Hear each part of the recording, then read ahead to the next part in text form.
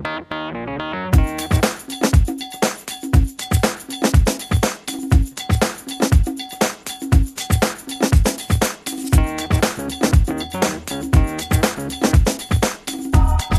good?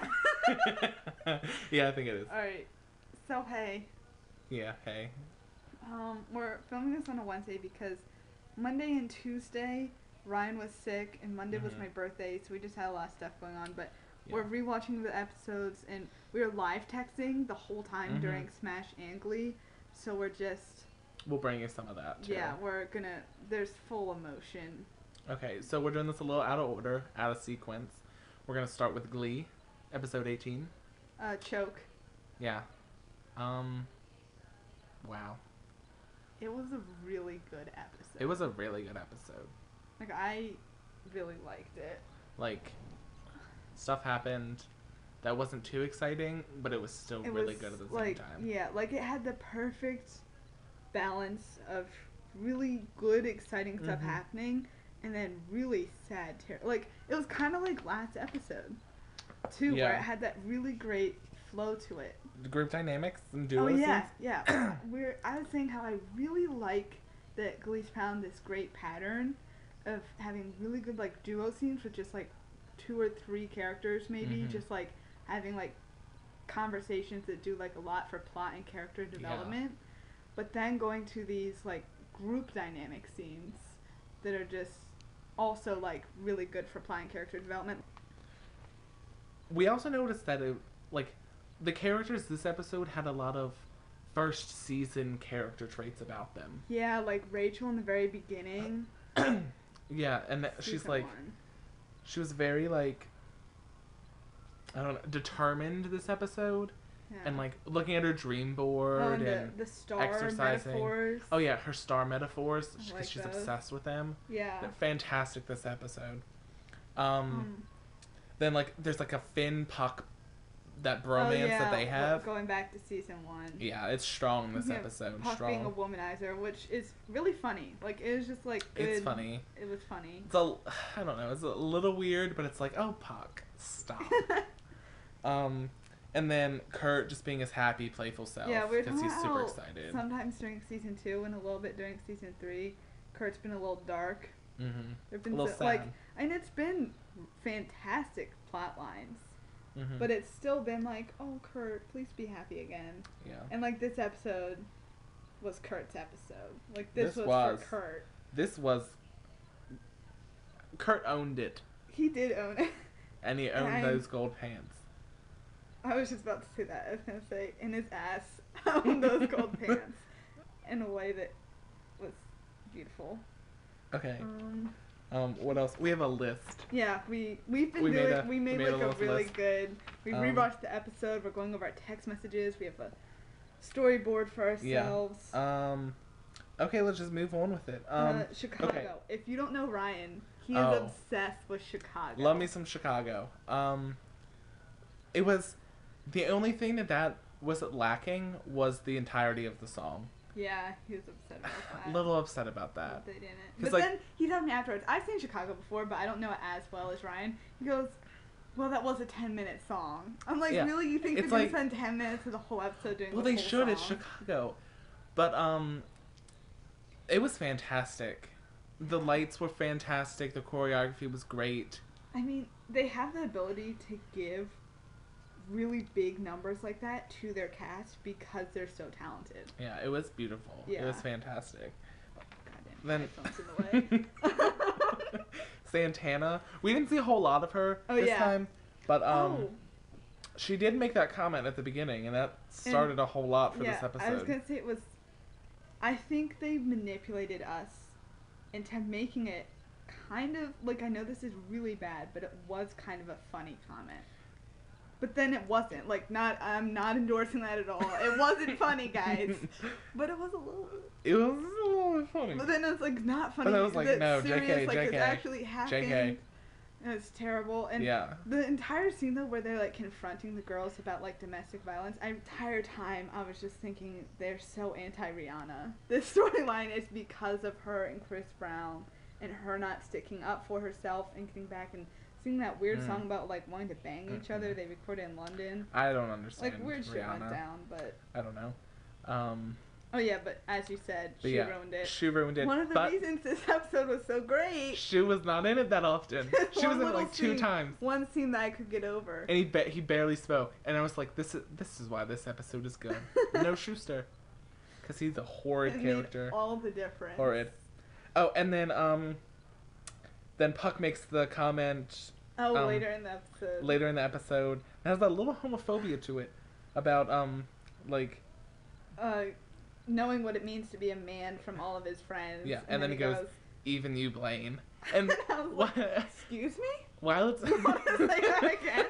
While we do not endorse homophobia at this YouTube channel, we did think it was a little fun. It was kind of funny. It was kind of funny. One of those things where, again, it's kind of funny. They awkwardly made their speech patterns to be comedic. Yeah. So when Blaine like looks back and he's like, "Thank you," it's just like, that was so funny. Okay. But then it was like, oh, what was your text? Oh, I said, even you, Blaine. Fuck you, Puck. That was a good one. That was good. Just a little shrug moment. Yeah. Come at me, Puck. Okay, so Black Sue, loving her. Don't really remember She's her really name. Cool. But Roz. Yeah, from Desperate Housewives, or not, whatever that show it is. Housewives something. She's good. 7,000 I like her a lot. Like her and Sue together is woman power. Yeah. Keeping it strong. I like it a lot. Again, with the duo scene. That dynamic. The two of them together. Yeah. And like helping out Beast and everything. We know what we're talking about. And then absence of Schuster was fantastic. Check plus next to it. Yeah. And then the smiley face that we won't get into. That we won't get into. Okay, so Phantom, Kurt attempting Phantom, beautiful voice. In the beginning, absolutely beautiful. I say like I texted Ryan. I said I think this is one of my favorites his voice has ever sounded. I said, I think this is the best his voice has ever sounded, so of course they take that as a challenge accepted and make him sound the best his voice has ever sounded later on with I'm Not the Boy Next Door. Oh, fantastic. But I did think the Phantom scene was a little overacting. Yeah, a little Cooper Anderson workshop. I loved it. With the whole arms like this, I was like, just stop. You're just doing too much. And I can understand how that song might be hard to perform outside of the show. And then using Tina. Thought it was really good. Tina just looked like she was dead. Yeah. Let's be honest. I do like that they gave her more roles, though. Yes, that was nice.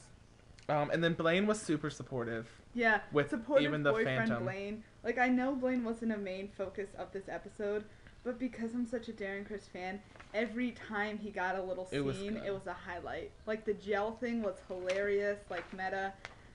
It was just really good. Yeah. Like, the gel scene was funny. He kind of made up last week for, like, maybe not being as supportive of Kurt going to But New that York. was an emotional episode, and it was fantastic. It was, like, okay, and then, so that was, I already forgave him for that. And then this episode, he just, like, went above and beyond. Like, I'm totally here for you, Kurt. Mm-hmm. Okay, so 2 more things we're going to talk about. Puck and Rachel. Yeah. Okay, we'll start with Puck. So sad. That was just, Puck, it was not a good song choice. Oh, yeah, that song. It was just, I just wasn't a fan. I can't even really point out why. Yeah, it just, like, it wasn't bad, but it wasn't vocally, he was good. Fine. It just, like, it wasn't. Do feel bad for him and his father. Yeah. The father relationship. I think that's a really realistic situation that a lot of teens go through with, like, their estranged parents. Yeah. And I like that they brought it up. Mm-hmm. And then Puck was like, yeah, I'm gonna graduate. Yeah. I got this. And you're like, yeah, Puck, you do got this. You do have this. And like walking out of the room all confident. Him. Really? Like, he just almost sexed you up, and you're gonna fail him?